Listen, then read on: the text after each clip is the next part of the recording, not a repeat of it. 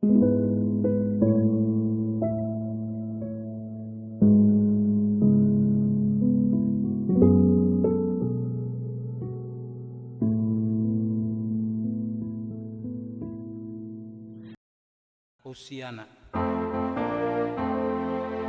Hosiana, Hosiana, Hosiana.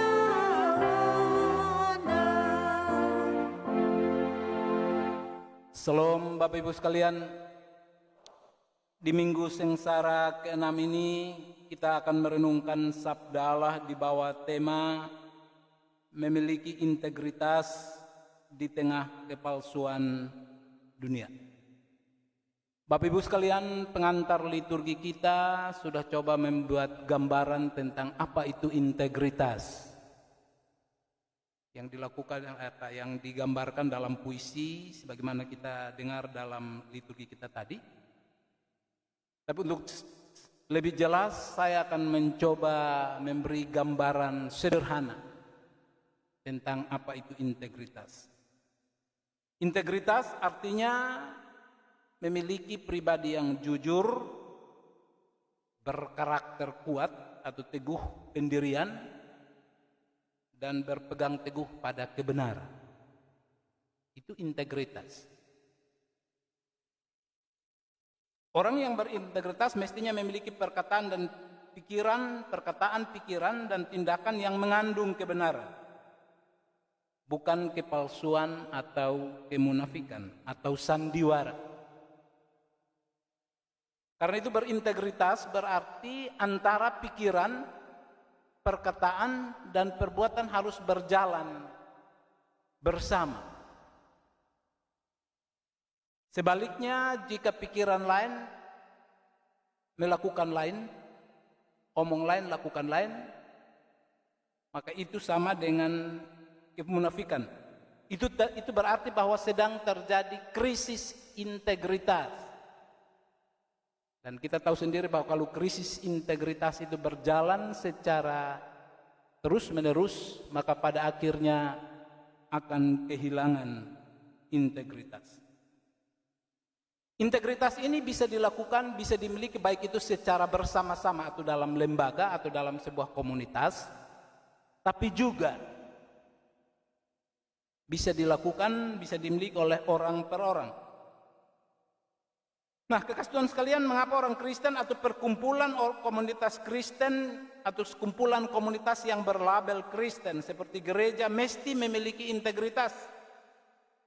Apa pentingnya integritas dalam kehidupan sebagai orang Kristen?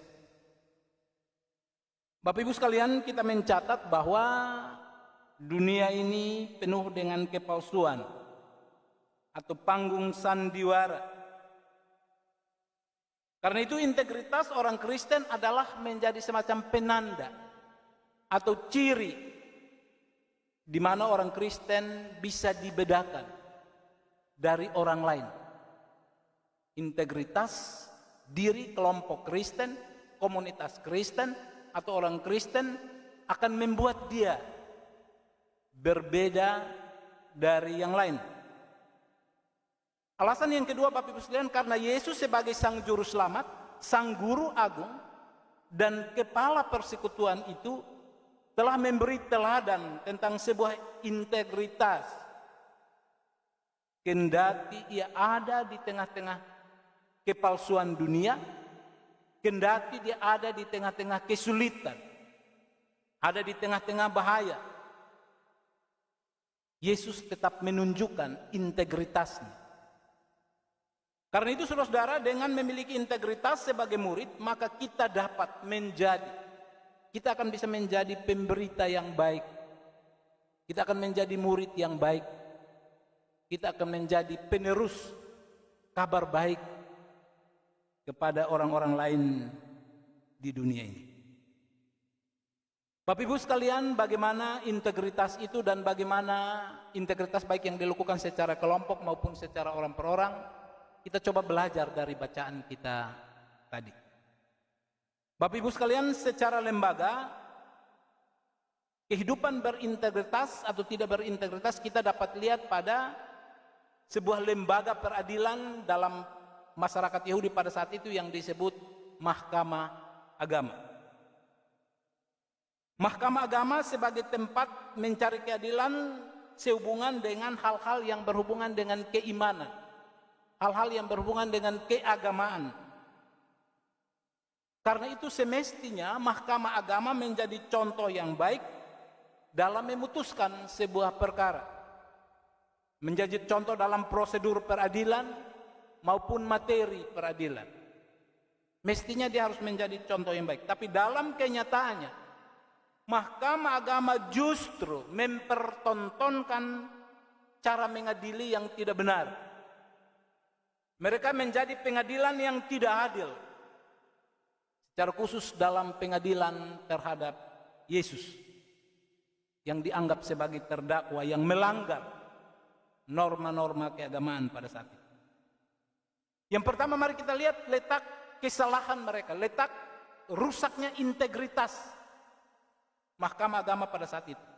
Bapak Ibu sekalian, Mahkamah Agama sesuai di aturan mestinya mereka tidak boleh mengadili orang kalau sudah menjelang hari Sabat. Tapi yang terjadi justru mereka membuat peradilan pada hari Sabat, menjelang hari Sabat. Kamis malam mereka bawa Yesus mengadilinya, lalu pagi jam subuh mereka ambil keputusan pada saat itu, yang semestinya menurut hukum Mahkamah Agama itu tidak boleh. Mereka juga mengadili Yesus rupanya secara tergesa-gesa. Ya, secara formal, yang penting mengadili, yang penting kita sudah tahu dia punya keputusan pasti ini. Yang penting bikin pengadilan supaya orang tahu bahwa memang kita mengadili dia, baru kita vonis dia. Karena itu mereka melakukan persidangan hanya 1 atau 2 kali. Yang walaupun sebenarnya secara salah, tidak boleh sidang pada malam hari. Kamis malam mereka tangkap, mereka sidang, paginya menjelang Sabat mereka ambil keputusan. Sekali lagi, pengadilan itu dilakukan secara tergesa-gesa. Dan yang lebih tragis lagi, Bapak Ibu sekalian, pengadilan itu tidak dilakukan sesuai proses yang benar. Mestinya kalau dalam pengadilan Mahkamah Agama, kalau mula-mulanya dihadiri oleh 23 orang anggota Sanhedrin, ketika tidak ada kesepakatan mereka harus tambah lagi 2 orang. Itu dilakukan terus-menerus sampai jumlah anggota peserta sidang itu genap 70, barulah keputusan final dikeluarkan.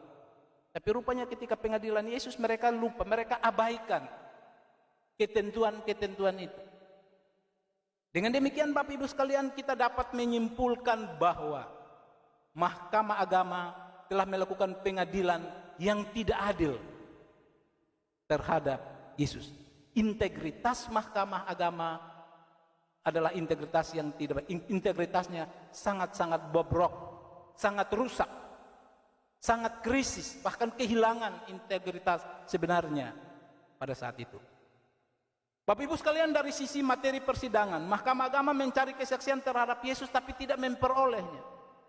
Cari saksi untuk bisa dijadikan alat bukti untuk menuduh Yesus, mereka tidak ada. Ayat yang ke-55 bacaan kita tadi. Bahkan mereka juga pakai sejumlah saksi palsu. Yang menarik bahwa ketika saksi palsu dihadirkan, kesaksian mereka bertentangan satu dengan yang lain. Itu berarti bahwa tidak ada saksi yang, tidak ada alat bukti yang bisa dipakai untuk menjatuhkan vonis terhadap Yesus. Tapi mereka paksakan untuk melakukannya. Sekali lagi semua ini menunjukkan bahwa integritas Mahkamah Agama pada saat itu sangat-sangat jelek, sangat buruk. Yang berikut Bapak Ibu sekalian, itu tadi secara lembaga. Mari secara orang per orang. Kita lihat misalnya imam besar. Imam besar sebagai pemimpin mahkamah itu, ketika dia dapat jawaban dari Yesus yang menurut dia sebagai alat bukti untuk mempersalahkan dia, dia mengoyakkan pakaiannya. Bapak Ibu sekalian, sebetulnya seorang imam besar mengoyakkan pakaian dalam itu sebenarnya dilarang dalam hukum agama Yahudi.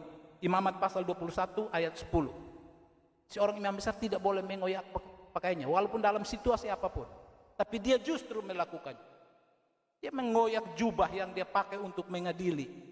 Itu sudah membuktikan bahwa sang imam besar tidak berintegritas. Yang kedua Bapak Ibu sekalian, bahwa sang imam besar salah memahami jawaban Yesus. Karena itu dia menganggap Yesus sedang menghujat Allah. Padahal Yesus menyatakan apa yang sebenarnya tentang dirinya. Sang imam besar justru menjadi provokator. Dia memprovokasi anggota-anggota Sanhedrin, sehingga pada akhirnya mereka tiba pada kesepakatan yang bulat. Yesus mesti dihukum mati. Bukan hanya itu Bapak Ibu sekalian. Orang-orang yang hadir pada saat itu dan yang hadir dalam persidangan itu tentu anggota Sanhedrin, yang dalam aturan mereka tidak boleh melakukan tindakan kekerasan terhadap Yesus. Tapi bacaan kita justru mengatakan bahwa mereka meludahi Yesus dan meninjunya. Dan apa yang mereka buat itu sebagai pelengkap dari tindakan provokasi yang dilakukan oleh sang imam besar tadi. Yang berikut Bapak Ibu sekalian, kita juga membaca di situ ada pengawal yang ikut memukul. Bapak Ibu sekalian, seorang pengawal dalam sidang peradilan dia punya fungsi ada dua. Pertama dia mengawal, menjaga pimpinan persidangan, mereka yang bersidang, tapi juga sekaligus menjaga terdakwa. Supaya terdakwa itu jangan diperlakukan secara tidak adil. Terdakwa tidak boleh disiksa sebelum ada keputusan tentang hukuman yang harus diterima. Tapi yang terjadi Bapak Ibu sekalian bahwa justru belum ada keputusan yang ingkrah, sang pengawal juga turut memukul Yesus. Itu berarti bahwa dia juga tidak berintegritas. Integritas mereka sangat bobrok. Integritas mereka sangat jelek pada saat itu. Nah, Bapak Ibu sekalian, inilah contoh-contoh integritas yang tidak baik. Krisis integritas yang dimiliki oleh peradilan pada masa itu. Bapak Ibu sekalian, semua itu mereka lakukan karena mereka sangat benci terhadap Yesus. Mereka membenci kepada Yesus karena Yesus sebetulnya sedang membongkar kebobrokan mereka. Melalui pemberitaannya, melalui kesaksiannya. Yesus ingin memberitahu mereka tentang hal-hal jahat. Integritas-integritas yang buruk. Yang selama ini merasuk mereka. Karena itu mereka sangat membenci Yesus. Mereka juga memiliki integritas yang tidak baik. Karena itu mereka membayar Yudas. Jadi kadang-kadang uang membuat mereka kehilangan integritas. Ya suruh dibayar, jadi keputusan harus sesuai dengan apa yang kita mau. Nah, semua itu Bapak Ibu, jadi sebab itu hal-hal itulah yang membuat sampai integritas mereka menjadi rusak. Nah, mari kita belajar bagaimana Yesus menjaga integritasnya di tengah-tengah kepalsuan dunia pada saat itu. Bapak Ibu sekalian, bacaan kita menceritakan bahwa ketika imam besar minta Yesus untuk merespon kesaksian palsu, Yesus justru tidak menjawab. Ayat 60 dan 61a. Dia memilih diam. Ketika Yesus memilih diam, ada dua kemungkinan. Yang pertama, para saksi palsu akan menganggap bahwa, apa yang potong tuduh ini ternyata benar. Biasanya kalau kita membuat kesaksian palsu yang salah kepada orang dan orang tidak tanggapi, salah satunya kita kata, sudah, ini beta benar. Tetapi yang kedua Bapak Ibu sekalian, Yesus kenapa tidak memeladeni mereka? Yesus tidak memeladeni mereka supaya dengan cara itu Yesus membungkam kesaksian-kesaksian mereka yang palsu, yang tidak benar. Karena toh pada akhirnya kesaksian mereka itu tidak akan ada artinya bagi perkembangan misi Yesus ke depan. Karena itu Yesus memilih tidak meladeni orang-orang yang seperti itu. Orang-orang yang tidak berintegritas dalam memberi kesaksian. Yesus memilih untuk tidak menjawab mereka. Tetapi yang menarik Bapak Ibu sekalian, bahwa ketika imam besar bertanya tentang hakikat kemesiasannya, ketika imam besar bertanya tentang jati dirinya, Yesus justru berani memberi jawaban. Dia berani memberi jawaban yang jujur tentang siapa dirinya. Dia berani bersaksi walaupun dia tahu bahwa dengan kesaksian ini dia akan dihukum mati. Dengan kesaksian ini dia akan menderita. Dengan kesaksian itu dia akan menerima resiko yang berat. Tapi sekali lagi Bapak Ibu sekalian, Yesus tidak peduli dengan semua itu. Bagi Yesus yang penting bisa memberi kesaksian yang benar tentang hakikatnya sebagai Mesias, hakikatnya sebagai anak Allah, hakikatnya sebagai Raja yang akan kembali dan mengadili dunia, termasuk mereka yang mengadili dia. Dengan sikap seperti itu Bapak Ibu sekalian, Yesus menunjukkan kepada dunia, juga menunjukkan kepada muridnya tentang bagaimana menjaga integritas di tengah-tengah sebuah kepalsuan. Kekasih Tuhan sekalian, dari cerita ini mari kita belajar beberapa hal. Saya mencatat beberapa hal sebagai perenungan kita. Yang pertama, Bapak Ibu sekalian, bahwa kita mesti menyadari bahwa dunia sekarang ini, dulu sampai dengan sekarang ini adalah dunia yang penuh dengan kepalsuan dan kemunafikan. Saya tertarik dengan lagu siapa itu? Dunia ini panggung sandiwara. Dia coba merefleksi bahwa dunia ini adalah panggung sandiwara. Dunia ini penuh dengan kemunafikan. Bukan hanya dalam dunia sekuler, tetapi juga kadang-kadang ada dalam dunia sakral. Bukan hanya dalam dunia sipil, tapi juga dalam dunia keagamaan, dalam gereja. Kadang-kadang kepalsuan dan kemunafikan itu selalu ada. Karena itu Bapak Ibu sekalian, sebagai perkumpulan orang percaya, sebagai orang gereja, orang pengikut Yesus, kita diminta untuk berhati-hati supaya jangan terperangkap di dalam kepalsuan dan kemunafikan seperti itu. Karena itu kita mesti tetap menjaga integritas kita sebagai murid Kristus dengan senantiasa berpikir, berkata-kata dan bertindak secara benar, agar kita tidak kehilangan identitas kita sebagai pengikut Yesus, kendati mesti menderita sekalipun. Dengan pesan firman Tuhan ini mengingatkan kita tentang hal yang demikian. Yang kedua, saudara-saudara, setiap orang juga bisa, siapa saja bisa saja terjebak ke dalam kemerosotan atau krisis integritas jika dalam hidupnya penuh dengan kebencian. Tapi Ibu sekalian, kalau potong hidup ini dasar su benci orang. Orang mau bikin baju pasti kotong bilang sonde baik, betul Dia suka dengan si A. Kita orang biar bikin baik, tapi dia akan bilang, oh dia sonde baik. Dia begitu.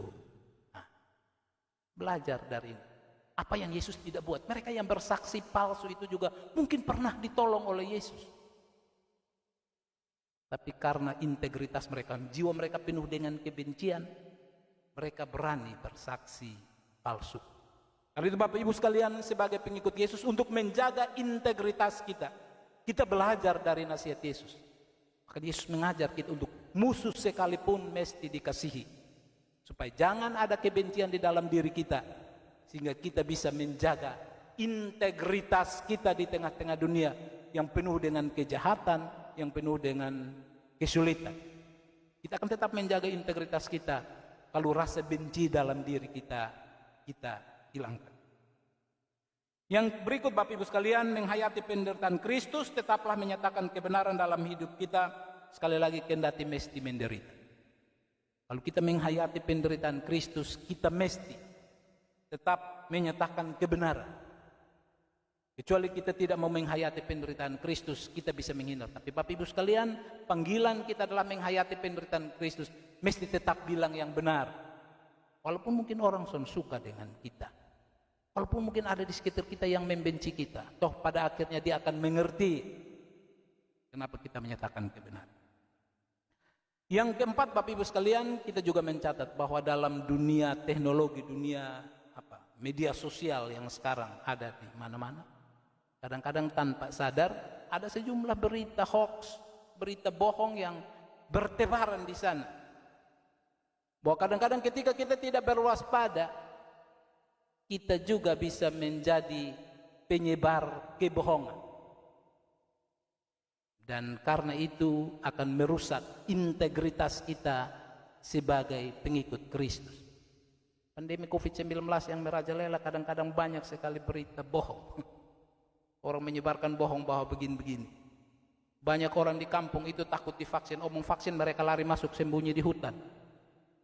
Kenapa mereka bersembunyi di hutan?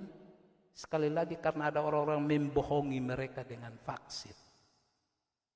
Ini juga Bapak Ibu sekalian, ini karena orang-orang yang integritasnya tidak bagus, tidak mau menjaga agar negara ini baik, sehat, aman untuk bisa melakukan berbagai-bagai aktivitas yang baik. Nah, berhadapan dengan ini, dengan perenungan firman Tuhan hari ini Bapak Ibu sekalian, mari kita mewaspada itu. Bapak Ibu sekalian yang berikut, berhati-hatilah karena banyak hal bisa membuat kita kehilangan integritas. Uang kadang-kadang membuat orang kehilangan integritas. Yudas jual Tuhan Yesus dan kehilangan integritas sebagai murid karena uang. Ketakutan yang berlebihan juga kadang-kadang membuat kita kehilangan integritas. Petrus takut lebe-lebe, pada akhirnya dia menyangkal Yesus. Padahal mungkin yang tanya dia belum tentu dong johela bahwa dia di pengadilan, karena sasaran mereka bukan Petrus, tapi Yesus.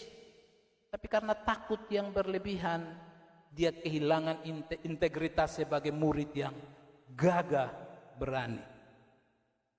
Bapak Ibu sekalian, kadang-kadang kuasa juga bisa membuat orang kehilangan integritas. Demi mendapatkan kuasa orang bisa berbohong. Demi mendapatkan kuasa atau jabatan orang bisa abaikan kebenaran. Bapak Ibu sekalian, kuasa bisa membuat orang kehilangan integritas. Yang terakhir Bapak Ibu sekalian, dalam hidup kita memang banyak hal yang bisa membuat kita kehilangan integritas sebagai pengikut atau murid Yesus. Menjadi merosot, bahkan terancam hilang. Karena itu melalui pemberitaan firman hari ini, biarlah menjadi teguran yang nyata agar kita mau sadar dan bertobat. Yesus yang menderita demi keselamatan itu, Yesus yang mengalami penderitaan kematian itu, demi keselamatan kita itu, selalu menanti pertobatan saudara dan saya agar integritas kita tetap dipertahankan. Tuhan memberkati kita. Amin.